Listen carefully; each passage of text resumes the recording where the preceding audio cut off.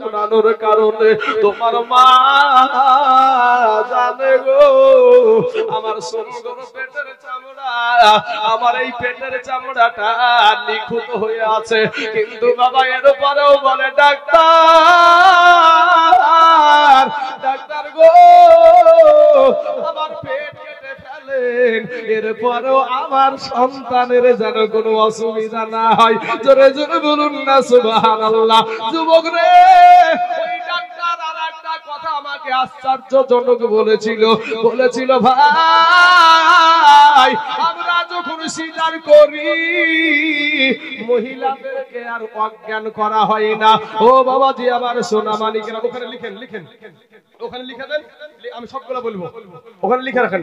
বাবাজি আমার সোনা মানিকের, আমার ভাই জানেরা, ও গো আমার আব্বা জানেরা, আমার পর্দার আড়ালের মা খালা গো, ওই ডাক্তারটা বলেছিল, ওই ডাক্তারটা আমাকে জানাইছিল ভাই রে, যেদিন ওই মহিলাটার সিজার করা হয় ওই মহিলাটাকে বাবা অজ্ঞান করা হয় না, বেহুশ করা হয় না। কারণ কি জানেন?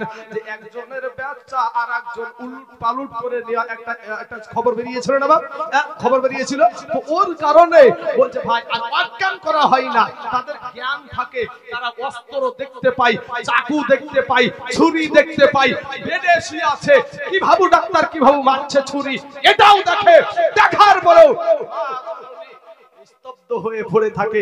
বলে ভাই তারপরে কি করে? বলে সন্তানটাকে যখন বাইরে বের করে মায়ের সামনে দেখা হয়, মা সাথে সাথে মুচকি হাসি দিয়ে দেয়। জোরে বলেন সুবহানাল্লাহ। সেই মায়ের পেটে খাবার দাও না যুবক, তোর বিবেককে এবার জিজ্ঞাসা কর ভাই।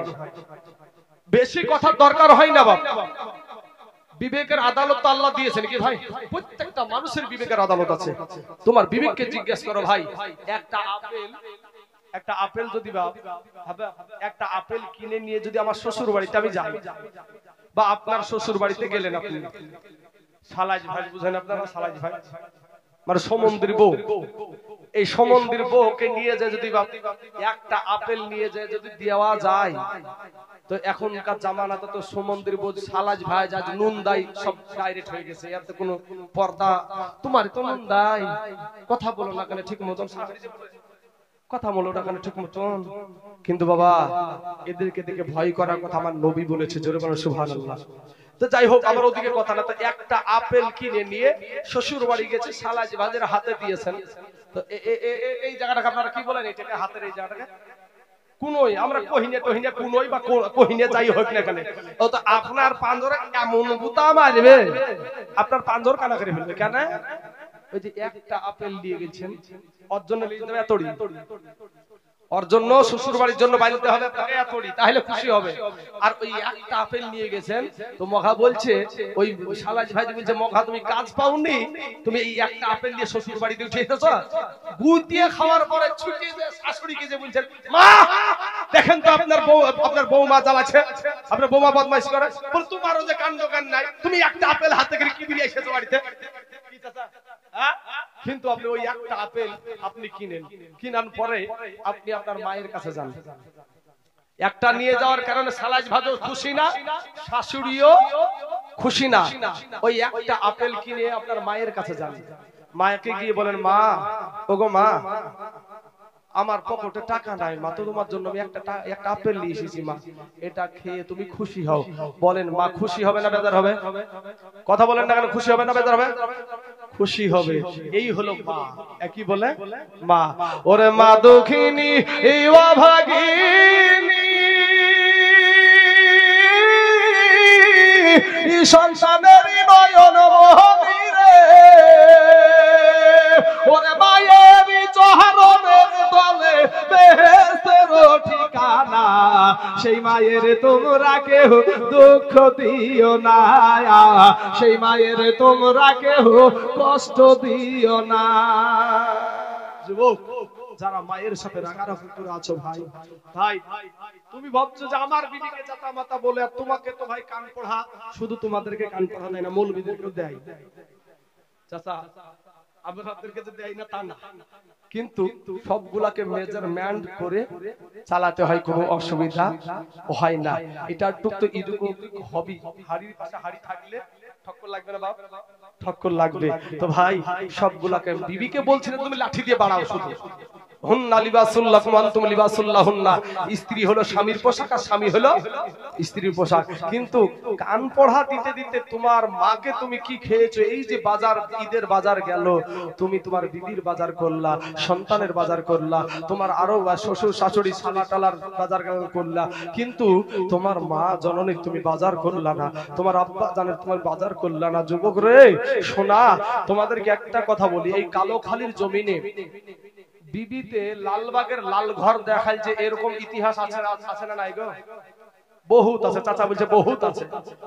মা জননী কটা সন্তানের উপরে কেস করেছে? মাথা লড়াইছে, মানে করেনি। মা লাল ঘর দেখায়নি। এটাই হলো মা, এটাই হলো একটাই শব্দ, একটাই সেন্টেন্স, মা। একটা কত ছোট্ট একটা নাম মা, এতে যে কি মধু আছে আমার আল্লাহ ভালো জানে। বাবাজি সোনা মানিকেরা, আমার ভাই জানেরা, আমার আব্বা জানেরা গো, আমার এতক্ষণ বলার উদ্দেশ্য হলো ভাই রে, আমার নবী বলেছেন তোমার মা জননীর সেবা করো। অতএব যুবক রে, যতটুক পারবা তোমার মা জননী তোমার আব্বা জানকে তুমি খুশি করো, তোমার আব্বা জানের খিদমত করো। পরের বিটি কাল ভাঙানির পাল্লাই পইড়া যেই মাকে তুমি ঘর থেকে বের করে দাও, ওই মা তোমার জন্য যেই কষ্ট করেছে। যুবক রে, তোমার বিবির যদি সাথে আঘাত লাগে, সাথে সাথে বাবা তোমাকে আঘাত করে কথা বলতে কিন্তু দেরি করবে না। স্বার্থে আঘাত লাগলে বন্ধু কাছ থেকে সরে যায়, স্বার্থে আঘাত লাগলে ভাই বড় হয়ে যায় বাবা, স্বার্থে আঘাত লাগলে বিবি আলাদা হয়ে যায়। ও মায়ের পাগলেরা, ও গো ভাই জানেরা, আমার আব্বা জানেরা, আমি আপনাদেরকে বলবো, এমন কোন মায়ের সন্তান এই জায়গাতে আছেন গো, এমন কোন মা জননী এই কবরস্থানে আছে, এমন কোন মা খালাদের মা জননী কবরস্থানে আছেন গো। ও যুবকের আব্বা জানেরা, আপনার মা আজ কবরে শুয়ে আছে। বাবা বড় আটলান্টিক মহাসাগরে যদি একটা মানুষ পড়ে যায় সাঁতার না জানা কারণে, বাবা গো যেমনি ভাবে অসহায়, সাঁতার জানে না, বড় আটলান্টিক মহাসাগরে পড়ে গেছে, বাবা গো ওই যেমনি ভাবে অসহায় কবরে যারা শুয়ে আছে গো, ওরাও তেমনি ভাবে অসহায়। এমন কোন আল্লাহর বান্দা আছেন গো যে এই গোরস্থান ময়দানের জন্য আপনার মা যেখানে শুয়ে আছে, আপনার আব্বা জান শুয়ে আছে, আমি একটা মানুষকে বাবা শুধু দেখতে চাই, মায়ের পাগল, আব্বা জানের পাগল, মা এখানে শুয়ে আছে, আব্বা শুয়ে আছে, সেই বাপ মার জন্য মাত্র ৫,০০০ টাকা। ইনশাআল্লাহ কোন আল্লাহর বান্দা, কোন মায়ের কলেজার টুকরা, কোন আব্বা জানের বুকের ধন এখানে বসে আছেন যে আপনার আব্বা কবরে শুয়ে আছে, জমি জায়গা ঘর বাড়ি টাকা পয়সা ধন দৌলত সব কিছু বাবা এই দুনিয়াতে রেখে গেছে, মাত্র ৩খানা কাফন নিয়ে এই গোরস্থানে শুয়ে আছে। বাপ আসেন না, একজন ব্যক্তি এতগুলা মানুষের মধ্যে আপনাকে আজকেই আমি দিতে বলছি না, আপনি আস্তে আস্তে এসে একটু বলেন না যে হুজুর আমার জান আছে মাল নাই, তবে আমি আস্তে আস্তে এই ৫,০০০ টাকা গোরস্থান কমিটিকে আমি দিয়ে দেব। এই জায়গাটা আপনাকে একদিন আসতে হবে, এই জায়গাতে আপনিও আসবেন, আমিও আসবো বাবাজি। হয়তো আমার গোরস্থান কবর যে কোথায় হবে সেটা আল্লাহ ভালো জানে, আপনার কবরস্থান কোথায় হবে আল্লাহ ভালো জানে, তবে দেশ হিসাবে এই গোরস্থানটাই আমরা সবসময় লক্ষ্য রাখবো, এটা দিয়ে আমাদেরকে আসতে হবে। যারা এখানকার মানুষ তারা এটাই ভাববে। তো বাবাজি এই গোরস্থান ময়দানের জন্য আমি একজন আল্লাহর বান্দা মাত্র ৫,০০০ টাকা আমি আপনারা পিয়ারুল ভাইকে দিয়েছেন, একজন ব্যক্তি ৫,০০০, একটা জোড়া চাওয়ার জন্য, একটা জোড়া ভাই। আল্লাহ তো সবাইকে জোড়া জোড়া সৃষ্টি করেছে রে ভাই, আমাকে যেমন আল্লাহ সৃষ্টি করেছে তেমন আমার জন্য একটা নারীও সৃষ্টি করেছে, আপনাকে যেমন সৃষ্টি করেছে আপনার জন্য একটা নারী সৃষ্টি করেছে। অতএব বাবাজি একটা মানুষ আসেন যে ইনশাআল্লাহ আমি এই গোরস্থান ময়দানে আমি ৫,০০০ টাকা দিয়ে দেবো ইনশাআল্লাহ। বাবা সারা দুনিয়া চাইছে মসজিদ ভেঙে দাও, মাদ্রাসা ভেঙে দাও, গোরস্থান ভেঙে দাও, কোরআন পুড়িয়ে দাও, আজকে আসেন না নবীর পাগলেরা, ও বাবাজি আমার সোনা মানিকের আমার ভাই জানেরা, আসেন না একটু মেহেরবানি করে আল্লাহর রাস্তায় এই বাবা এই গোরস্থান ময়দানের জন্য মাত্র ৫,০০০ টাকা সুবহানাল্লাহ সুবহানাল্লাহ। আল্লাহ গো আমার সেন্টো ভাই আমার 3 ব্যাগ সিমিট আর 1000 টাকা আল্লাহ দান করেছে। ওগো আল্লাহ আমার সেন্টো ভাই জানের আল্লাহ তার আব্বা তার মা নাই, মায়ের পাগল সন্তান এখানে বসে আছে। আল্লাহ আল্লাহ গো মেহেরবানি করে আমার সেন্টো ভাইয়ের আল্লাহ দানের বদলাই তার আব্বা জানের কবরে জাহান্নামের দরজা বন্ধ করে দাও। আল্লাহ জান্নাতের দরজা খোলায়া দাও। আল্লাহ জান্নাতে পোশাক পরিধান করায়া দাও। আমিন সুম্মা আমিন। আসুন বাবাজি আমার সোনা মানিকেরা, বাবাজি ও ভাই সোনা মানিকেরা একটু আসেন না বাপ, একটু মেহেরবানি করে যার শেষ ভালো তার সব ভালো বাপ। যদি আপনাদের কাছে 5000 টাকা খুবই যদি কষ্টকর হয়ে যায়, আমি আপনাদেরকে নিয়ে আমি একটা বিদেশি মেহমান আপনাদের বাবা, বিদেশি একটা মেহমান আমি, আপনারা এই মেহমান হয়ে আপনাদেরকে নিয়ে হাত উঠাবো বাবা। একটু যে যা পারবেন আল্লাহর রাস্তায় বাবাজি একটা চূড়া চেয়েছিলাম এতটুকু, কিন্তু বাপ যদি কোনো ভাই কোনো ডাক্তার কোনো মাস্টার কোনো প্রফেসর যে যতই বাবা ই হোক না কেন, যতই যাই হোক না কেন, এই ঠিকানায় একদিন না একদিন আসতেই হবে। কথা ঠিক না ঠিক গো? হ্যাঁ বাবা, যারা কোটি টাকার মালিক তারা আবার এই সব জায়গাকে ভালোবাসে না। জালসা মিলাদ মসজিদ মাদ্রাসা এই গোরস্থান এগুলাকে মানে কত প্রাধান্য দেয় না। মানে ও ভাবে যে আমার যত টাকা আছে এই টাকাতে আমাকে ঠিক করে রাখবে, আমি মরবো না টপ করে, ঠিক আছে। কিন্তু বাবা সাদ্দাদের মতন টাকা আছে নাকি কারো বাপ? সাদ্দাদের সমান টাকা কারো নাই। নিজে জান্নাত বানায় আসল কারুন, কত টাকার মালিক। ও বাবাজি ফেরাউন বিশাল মস্তান, নিজেকে বলেছিল আনা রব্বুকুমুল আলা, আমি সবচাইতে বড় আল্লাহ, নাউযুবিল্লাহি মিন জালিক। এই ফেরাউনকে আল্লাহ পানি খাওয়াইতে খাওয়াইতে বুঝতে পেরেছেন একেবারে পুটকা মাছের মতো আমেরিকান পুঁঠির পেটগুলা দেখবেন বড় বড় হয় না, আমেরিকান পুঁটি মাছগুলা, ওর পানি খাইতে খাইতে একেবারে পেটে যেন বাচ্চা আছে। মহিলাদের পেটে যেমন বাচ্চা আছে যেমন ভাবে থাকা, একেবারে আর পানি খাইতে খাইতে জানে ওর পেটে বাচ্চা আছে। এই লাস্টে বাবা এখন পর্যন্ত পানিতেও লাই না, মাটিতেও খাই না, পোকাতেও ছাই না, সবাই ঘৃণা করে। বিষয়টা কি? বিষয় হলো আল্লাহ এবং আল্লাহর নবীর সাথে মাস্তানি। নমরুদ বলেছিল যে আল্লাহর সাথে যুদ্ধ করব, আল্লাহর সাথে ছলিমদ্দি কলিমদ্দির সাথে ছলিমদ্দি কলিমদ্দি থাকলে বাপ রাগ করেন না, কথার কথা বলছি বাপ। কোন ড্যাড ওর মতন ড্যাড ব্যাটারির সাথে বাপ যুদ্ধ করতে আসবে আল্লাহ? আমার আল্লাহ সবচেয়ে নিম্ন মানের একটা সৃষ্টি বাপ, মশা। মশা এই মশা পাঠাইয়া দিয়েছে সবাইকে সাইজ করতে করতে, একটা ন্যাংরা মশা, অসুস্থ মশা আল্লাহর সাথে যুদ্ধ করবে, কত বড় মাস্তান, তাই না? তো এবার আল্লাহ বলছে, আল্লাহকে বলছে ন্যাংরা একটা অসুস্থ মশা জ্বর হয়েছে, জ্বর অসুখ হয়েছে মশাটা। তো ন্যাংরা মশাটা বলছে আল্লাহ গো আমার জন্য, আমি ন্যাংরা বলে অসুস্থ বলে আমার জন্য কেউ নাই? বলে তোর জন্য প্রধানমন্ত্রী আছে, তোর জন্য মেন স্বরাষ্ট্রমন্ত্রী আছে, ও যাই লুকিয়ে বসে আছে, বুঝতে পারছেন? আল্লাহর ইশারায় যাইয়া বসবি তো বস কপালে বসে যাবে, আর যেমন মারতে যাবে কি আর হঠাৎ করে উড়ি গিয়ে লাকের ভিতর দিয়ে মাথার মগজ। এত বড় মাস্তানের যখন মাথার মগজে বসে যাবে তখন এবার বলেন তো এই যুবকেরা, আমাদের শরীরে যদি মশা বসে ভাই ইঞ্জেকশন দেয়, চুইয়ে খাই রে ভাই, ইঞ্জেকশন দেয়। তো যখন ইঞ্জেকশন শুরু করিয়েছে বুঝতে পেরেছেন, তখন এই নুমুরি দিয়ে তখন বলছে ওরে আমাকে একটু মাথাটা টিপ রে, মাথাটা টিপ। আমাদের যন্ত্রণা টন্ত্রণা হলে বলি না যে বিবি গো একটু মাথাটা টিপে দাও, তো খুব যন্ত্রণা করছে, বলি না এরকম? তো বুঝছে এই মাথা টিপ, মাথা টিপ, মাথা গেল, মাথা গেল, আল্লাহর সাথে যুদ্ধ করবে, আল্লাহর সাথে। এখান থেকে যাই আপনি বেশি লাই অসুস্থ হয়ে যদি এখানে যারা উঠাউঠি ঘোরাঘুরি করে বেড়াচ্ছে, শোনার চেষ্টা নাই, মানে নিজের করে ই নাই, এই ছেলেটা বাড়িতে যায় বাবা অসুস্থ হোক, তখন বলবে আল্লাহ গো আমার ছেলেটাকে পাইলিয়া, আল্লাহ আল্লাহ আমার ছেলেটাকে পাইলিয়া, ও তখন আল্লাহ আল্লাহ করে জিকির, ওরে এমন জিকির করলে যেন একেবারে দরবার শরীফ ফেল হয়ে যাবে। হ্যাঁ তখন খুব আল্লাহ আল্লাহ বিপদে পড়লে এই নমরুদকে তখন বুঝে মাররে মাররে মাররে মাররে করতে করতে করতে করতে বুঝতে পারে স্যার, আর একবার বলছে জুতি দিয়ে মার, আর যেমন বাবা জুতি দিয়ে মারিয়েছে আর ঠান্ডা হয়ে গেছে। জুতিয়ার বাড়ি খুব সম্মানীয় নাকি ভাই? হ্যাঁ জুতিয়ার বাড়ি খেয়ে বাবাজি এই নমরুদ দুনিয়া থেকে বিদায় হলো। কবি বলছেন কোটি টাকার মালিক দেখো এ অভাব হয় না দূর, আর গরিবি ঘুমায় আরাম করে মনটা বাহাদুর। ফেরাউনের লাশটা দেখো এ মিশর জাদু ঘরে, খাই না মাটি পোকা মাছি সবাই ঘৃণা করে। মিল আছে তো? এখন আপনারা বলতে পারেন কোটি টাকার মালিক, কোটি টাকার মালিক, তারা বা কিসের অভাব কিসের দুঃখ? আর মৌলভী সাহেব উল্টে ওয়াজ করছে যে ওর কোনো টেনশন নাই, হ্যাঁ ওর খুব টেনশন।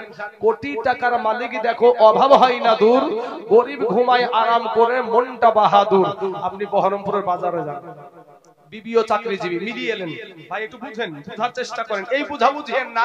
এক মঘা বাপ জীবনে কোনদিন আয়নাই দেখেনি, এক মঘা জীবনে কোনদিন আয়না দেখিনি, মুখ দিয়ে আয়না দেখি, মুখে মুখখান দেখি, চেহারা চুল আছড়াই বারবার, ওই আয়না বাপ জীবনেও আয়নাই দেখেনি। তো আয়না যখন না দেখেছে, তো এখন কালোখালীর বাজারে, কথার কথা এক্সাম্পল, এটা বাপ একটা এক্সাম্পল হিসেবে বুঝানোর জন্য কথাটা বলছি। তো কালোখালীর বাজারে পাইকারি দরে আয়না বিক্রি হচ্ছে 10 টাকা বালা আয়না। এখন মঘা এই তার কাটা বুদ্ধি ছিড়া মঘা এই জীবনে আয়নাই দেখেনি, মুনিশ টুনিশ খেটে এসে 10 টাকা দিয়ে বলছে ভাই আমাকে এখান দেখি।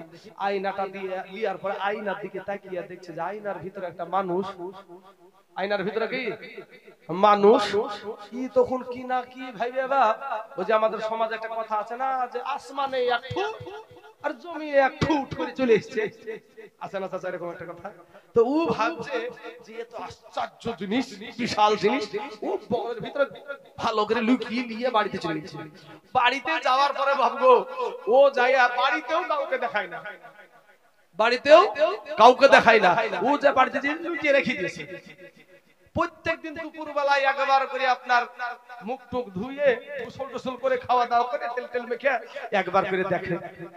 দেখার পরে এখন বাড়িতে তো আরো মানুষ আছে নাকি ভাই, তো বাড়ির মানুষগুলা ওরা তার কানা না, তো বাড়ির মানুষের মধ্যে সবচাইতে ওর বেশি তখিত রাখে ওর বিবি। তো ওর বিবি বলছে কি ব্যাপার প্রত্যেকদিন এই টাইমে ও ওখানে কি করে, আমাকে লুকিয়ে রেখে কি কাজ করে। এই চিন্তায় বিবি কিন্তু গভীর চিন্তা করছে একা একা। তখন বলছে দাঁড়া মঘা, তুই বাড়ি থেকে যাবার, আমাকে লুকিয়ে কাজ করা। ই যেমন এক মঘা তার কাটা বুদ্ধি ছিড়া, বুঝতে পারলেন চাচা? ওর বিবিটাও হলো এক মঘি তার কাটা বুদ্ধি ছিড়া, ওর বিবিটাও তার কাটা বুদ্ধি ছিড়া। ও যখন বাড়ির বাইরে বেরিয়ে গেছে, তখন ও এবার পুরুষটা যখন বাড়ির বাইরে বেরিয়ে গেছে, ই তো এখন বাড়ির বুঝতে পারছেন না ম্যানেজার, এই ম্যানেজার যাইয়া ওই বাবা লুকানো জায়গা থেকে আয়নাটা বের করে দিয়েছে, যে আয়নার ভিতরে দিকে, আয়নার দিকে তাকিয়ে দেখছে যে আয়নার ভিতরে একটা সুন্দরী মহিলা, আয়নার ভিতরে একটা সুন্দরী মহিলা, যেমন মহিলা দেখেছে বুঝতে পেরেছেন বা। আর ওর মেজাজ গরমা, এই বয়সে আবার 40-এর কুঠা পার হয়ে গেল, আর এই বয়সে কবে জানি বিটির জামাই এসে বাপ বুইলে ডাকে, আর ওই এই বয়সে দেখুন মান সম্মান তো গেল, বিটি তো আর বাবাজি মেয়েরা কিন্তু সব সহ্য করে, খুব ধৈর্যশীল, কিন্তু স্বামীর ভাগ কিন্তু দিতে চায় না, খুব হিংসা করে, কঠিন হিংসা করে দিতে বাবা, এই দিক দিয়া কঠিন হিংসা কর। তো এই যখন আয়নার ভিতরে দেখেছে সুন্দরী মহিলা, বলে তুই এত সুন্দরী, তুই আমার স্বামীকে পটালছিস, দাঁড়া। এবার বাবা ইয়ার মেজাজ গরম করে একেবারে একই টানে শাশুড়ি মায়ের কাছে, শাশুড়ি মা বুড়ি হয়ে গেছে, বৃদ্ধ হয়ে গেছে, বুড়ি হয়ে গেছে। তো যাই বলছে মা দেখেন তো আপনার বেটার কুকর্মগুলো। কেন রে মা কি হয়েছে? বলে আপনার বেটা 40-এর কুঠা পার হয়ে গেল, আমার কপাল পুড়িয়ে গেছে মা, আমার কপাল পুড়িয়ে গেছে। কেন রে মা কি হয়েছে? বলে আপনার বেটা 40-এর কুঠা পার হয়ে গেল, কবে জানি জামাই এসে মা বুইলা ডাকে, আর এই বয়সে আমার মতন সুন্দরীকে রেখে ও আবার প্রেম করতে শুরু করেছে। বাবাজি মাই একটা ধমক দিল, যাক আমার বেটার মতন সাদা সিধে বেটাই নাই, আসলে সাদা সিধে বেটা, আসলে তো সাদা সিধে বেটা। তো বলছে তখন এই তো তাগড়া জওয়ান, বুঝতে পারছেন না, 40 বছর একবারে তাগড়া জওয়ান, বুঝতে শরীরে শক্তি আছে, বোমাটা শরীরে শক্তি আছে। আর এই বুড়ি মহিলা ইয়ার হাত খানে খাপ করে ধরে বলছে চলেন আপনাকে দেখাচ্ছি প্রমাণ আপনার বেটার কুকর্মগুলো। হাত খান ধরে বড় বড় বড় বড় টানতে টানতে নিয়ে যে বাপ ওই আয়না ধরে দিয়েছে, আয়না ধরে দিয়েছে। ওরা যেমন এক তার কাটা বুদ্ধি ছিল, ওর মা ও বাবা তার কাটা বুদ্ধি ছিল, ওর মাও কিন্তু বাবা এক মঘি তার কাটা বুদ্ধি ছিল। ওর মা তখন আয়নার দিকে তাকায়া দেখছে যে আয়নার ভিতরে একটা বুড়ি মহিলা, আয়নার ভিতরে একটা বুড়ি মহিলা, এই দেখে বাবা মায়ের মেজাজ গরম। আরে কি করলো রে বেটা, বেটা আবার কি করলো, এই কান্না না সেই কান্না, কাঁদতে কাঁদতে কেউ চুপাতে পারে না। বেটাকে খবর দেয়া হলো, বেটা আসলো, বলে মা তুমি কাঁদো কেন, ও মা তুমি কাঁদছো কেন? তখন বলছে বেটা রে, ওরে বেটা ইসলাম ধর্মে 4টা বিয়ে করা যায় যাচ্ছে রে বেটা, তুই আর পালি না, এই বুড়ি কি পালি? বাবাজি বুড়িটা কে, ওর মা? আচ্ছা বলেন তো এটা আইনার দোষ না ওদের বুঝার দোষ? ওদের বুঝার দোষ। এই বুঝা বুঝিয়েন না ভাই, এই বুঝা বুঝিয়েন না। কোটি টাকার মালিক দেখো অভাব হয় না দূর, গরিব ঘুমায় আরাম করে মনটা বাহাদুর। এটুকুর শুধু আমি ব্যাখ্যা দেব বাপ। আজ আপনি বহরমপুরে যান, বিবিও চাকরিজীবী, স্বামীও চাকরিজীবী। দুপুর বেলায় যারা বিবাহিত পুরুষ যাদের বিবি বাড়িতে আছে, তারা কার হাতের রান্না খাবার খাইয়েছেন বাপ? কথা বলেন না কেন গো? বিবির হাতের না? হ্যাঁ হোটেলে কি বুঝছেন গো? সুবহানাল্লাহ। তো যাই হোক, আমরা যে যাই বলুক না কেন, এটাই সত্য যে আমরা বিবির হাতের রান্না খাবার খেয়ে এসেছি নাকি? হ্যাঁ এটাই হলো সত্য কথা। তো কিন্তু ওই আপনি বহরমপুরে যাবেন, বিশাল বিশাল বিল্ডিং, আর বিবিও চাকরি করে আর স্বামীও চাকরি করে। এই কোটি টাকার মালিক আর স্বামীটার কপালে আর বোর হাতের রান্না করা খাবার জুটে না ভাই। ওর কপালে ওর বিবির হাতের রান্না করা খাবারটা জুটে নাই। কপাল পুরা কোটি টাকার মালিক, টাকার অভাবে নাই, কিন্তু আর বোর হাতের যে মায়া ভরা একটা রান্না, সেই রান্না করা খাবার জুটে না বাবা।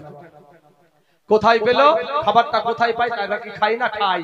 বাড়িতে একটা চাকরানি আছে, ওই চাকরানির হাতের রান্না করা খাবার খেতে হয়। আর আমরা বাবা গরিব মানুষ, আপনারা খেটে খাওয়া মানুষ, 300 টাকা ইনকাম করেন, 200 টাকা ইনকাম করেন, এই করার পরে তারপরেও কিন্তু আপনার বিবির হাতের রান্না করা খাবার খান। কথা ঠিক না ঠিক? এমনও কিছু বিবি আছে মাঠে থেকে বাবা, স্বামী যদি গরমে আসে তো স্বামীর ঘামগুলা নিজের আপনার আঁচল দিয়ে মুছিয়ে দেয়, এরকম আছে না বাবা? তবে এই বাবজিদের বয়সের মহিলারা বেশি ভালো, এই এদের বয়সে, এদের এই মহিলাগুলো মা যারা দাদির বয়সে, তারা কিন্তু খুবই ভালো। এখনকার সব বুঝতে পারছেন হাইব্রিড উঠছে। এখনকার মহিলাদের কিছু কিছু মহিলা, সব মহিলা না, কিছু কিছু মহিলার মুখে যদি বাপ জব দেওয়া যায়, আটা হয়ে বেরিয়ে যাবে। স্বামী একবার বাইরে থেকে আসবে বাবা, এই যে এখন পাটের সময়, পাটের সিজন, পাটের ভুঁই থেকে রক্ত একবার গরম হয়ে আসবে, বিবি গো 1 গ্লাস পানি দাও তো। তো বলে দেখতে পাও না আমার হাতে কাজ, পতাকা বিড়ি বাঁধা শিখেছে, বিড়ি বাঁধা শিখেছে, ওই দেখো গিলাস আর ওই দেখো টিউবওয়েল, নিচে চিপিয়ে খাও। তখন এবার এই তো গরম থেকে এসেছে, বুঝতে পেরেছেন, ভরাম করে একটা দিয়ে দিয়েছে। আরে আমি এই রোদ্দে থেকে আসছি আর তুই 1 গ্লাস পানি দিলি না, ভরাম করে দিয়ে বলছে আমার বাপ তোমাকে মারার লাগি দিয়ে পাঠাচ্ছে নাকি? হ্যাঁ তখন এখন পুরুষ মানুষ এর রাগ বেশি, ই উঠে বলছে আমি তখন মারিছি, তোর বাপ কি করবে? বলে আমার বাপ করবে না, আমি করব, এখন আমি যথেষ্ট। সরকার যে পাওয়ার দিয়েছে, সরকার যে পাওয়ার দিয়েছে, আমি যথেষ্ট, তুই কি করবি? মহিলা সমিতিতে যাব, লালবাগ যাব, তোমার ভিটেতে ভোট দিয়ে মুনি ছেড়ে দেব, আছে না নাই? কিন্তু অনেক মহিলা আছে না বাপ, ইজ্জতের মালিক, সম্মানের মালিক আল্লাহ। মা অনেক মা বোন আছে, তারা সম্মানকে, ইজ্জতকে ভালোভাবে হেফাজত করে চলে। আল্লাহ যেন সেই সমস্ত মা বোনদেরকে এইরকম হেফাজত করে, সবাই বলেন আমিন।